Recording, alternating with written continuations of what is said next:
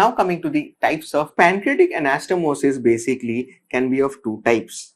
The first one is doing it in the stomach, which is called the pancreatogastrostomy, which is called the PG, and we have the pancreatojejunostomy, which is called the PJ. Okay, now the PJ generally what you are required to understand is that you have various classifications. The classification generally goes into what is called an invagination technique. You go into what is called an invagination technique, and you have something which is called duct-to-mucosa technique. Duct-to-mucosa technique. Okay, now in the invagination technique, this is generally done when you have a small duct or a friable pancreas. You have what is called the conventional thing which we used to do, which is called the dunking. This is called the dunking. Now there is something new which has come up, which was done by a Chinese person, that is by Peng. So Peng's paper said something which is called binding PJ. Will come to that. They had 0% leak. Now PJ leaks can go up to somewhere around 15%. Okay, but Peng's series said they had 0% leaks. So this Peng technique was modified by somebody called Chen, where they used the U sutures instead of just the binding technique. So we've understood the invagination technique. So we have three duct-to-mucosa techniques. Now duct-to-mucosa means you are anastomoting the pancreatic duct to the mucosa of the jejunum, right? So the prototype of this is what is called the Cattell-Warren technique. Okay, Cattell-Warren technique. And then we have what is called the Heidelberg technique. Now Heidelberg technique is the German technique which was done by Torres. Okay, and this is perhaps very popular in Tata Memorial. Okay, and there is other which is called the Blumgart technique, which uses the transpancreatic U sutures. Okay, and they're just going to hold the posterior wall of the pancreatojejunostomy. Now Blumgart technique has been modified in the eastern part of the world by what is called the Kakita technique. Now the Kakita technique does not use the transpancreatic U sutures, but they basically wrap the pancreas around the bowel by using, instead of the U sutures, they're going to just take the sutures like this, and then you do the PJ and you just wrap it around it. Okay, now there was a study which basically tries to compare the PJ and the PG. The most famous one was the study by Basu et al. And of course, numerous meta-analysis have actually said that there is no difference between a pancreatojejunostomy and a pancreatogastrostomy. And when it comes to the pancreatojejunostomy techniques also, the trial which has showed that there is no difference between the pancreatojejunostomy techniques. Of course, the imagination techniques may be required in patients who have very friable pancreas or rather duct which is not visible.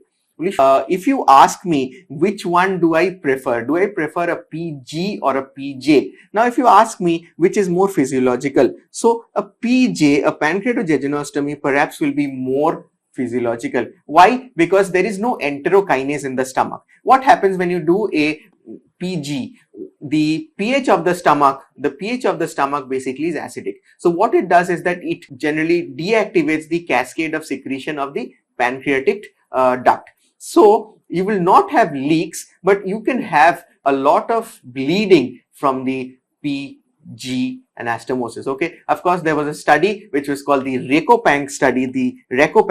I'm just going to write it here, the Peng study, which basically said that again there was no difference between the PG or the PJs. Okay, now if you ask me whether you want to do a pylorus preserving, of course there is no difference in the fistula rates, but of course the thing is that it's going to decrease your dumping and it's going to decrease the delayed gastric emptyings. It was noticed in certain studies, and of course one of the most important proponents was Kawai's study. Okay, now coming to each of these things one at a time. So pancreatogastrostomy is when you're anastomoting the pancreatic remnant, the distal pancreas into the stomach. The complications of this is bleeding. Like I said, the Peng study said that there's no difference between a PJ and a PG, but of course the enterokinase will not be activated in the acidic pH, and so the leak rates are less, but of course there may be bleeding. So how do you do this? Basically what you do is that you do an anterior gastrostomy and you pull the pancreas out, and you basically do the anastomosis with the stomach to the outer layer of the pancreas, okay, to the outer layer of the pancreas. Okay, we can also do it by our binding technique. This is called the binding PJ. So this is called the binding PG. So this is called the binding PG, right? So these are images from a PG which we have done. So done all sorts of things with the pancreas, but it depends on the way you do the anastomosis and what works for you.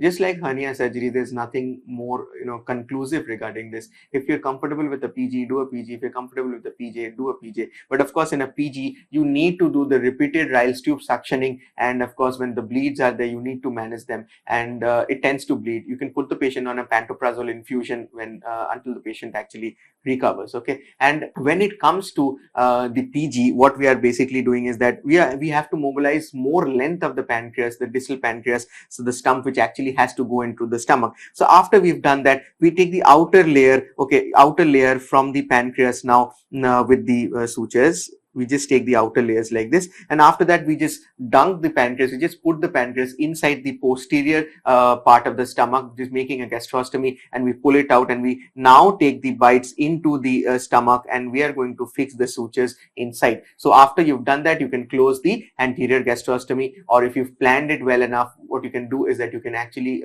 manage your GJ properly. Okay, so this is the images from the surgery from a pancreatogastrostomy. So this is a PG. Now coming to the PJs.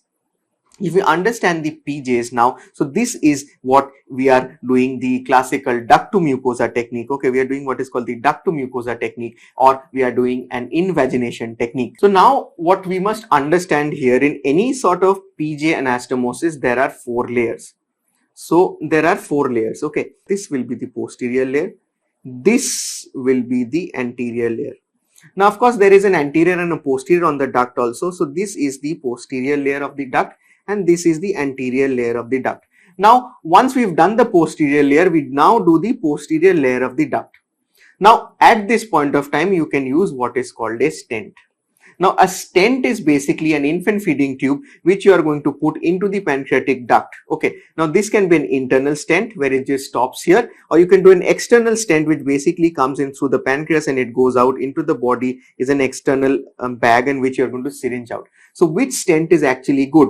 If you're using the internal stent, or you're using the external stent, or you're using the external stent. Now they say that external stents are actually better because the leak rates are less. The leak rates are much less with external stents, but it's not there with the internal stents. Now you've done the posterior layer, both of the posterior layers, and now what you're going to do is that you're doing the anterior layer like this.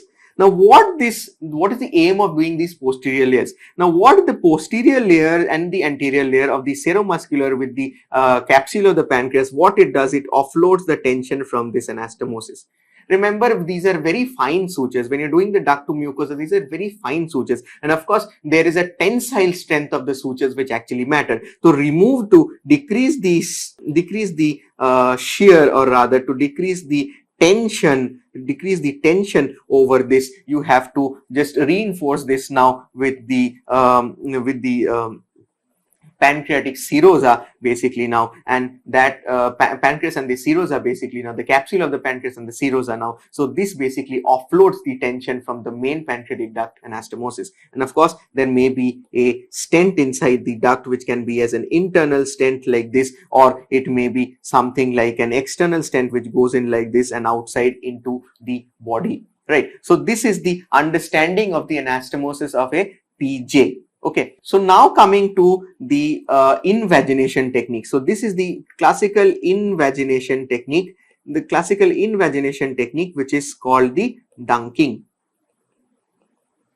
Now in the dunking process, what we basically do is that we've done the capsular suture with the serosa, and after that we basically make a longitudinal slit into the bowel, and what we are going to do is that we are just going to take the suture of the capsule of the pancreas. We're not going to touch the duct, but we're just going to take the capsule of the pancreas with the seromuscular like this. We'll form the posterior layer. Similarly, we're going to do the anterior layer, and once we have done that, we're going to offload that tension by putting in the anterior and the posterior sutures on the pancreatic capsule and the serosa of the bowel. So this is a classical technique, which is the dunking, which is preferred in ducts. These are preferred in ducts which are less than 3 millimeter, or if you have a soft or a friable pancreas, or if you have a soft or a friable pancreas in these patients, right? And sometimes when you cannot see the duct, you can actually do the Chen modification. So this is an image of the classical dunking which I've shown you. So see over here, we've taken the posterior wall, and now what we're doing is that we've taken the sutures now and on the pancreatic duct, and we're just suturing them like this. Okay.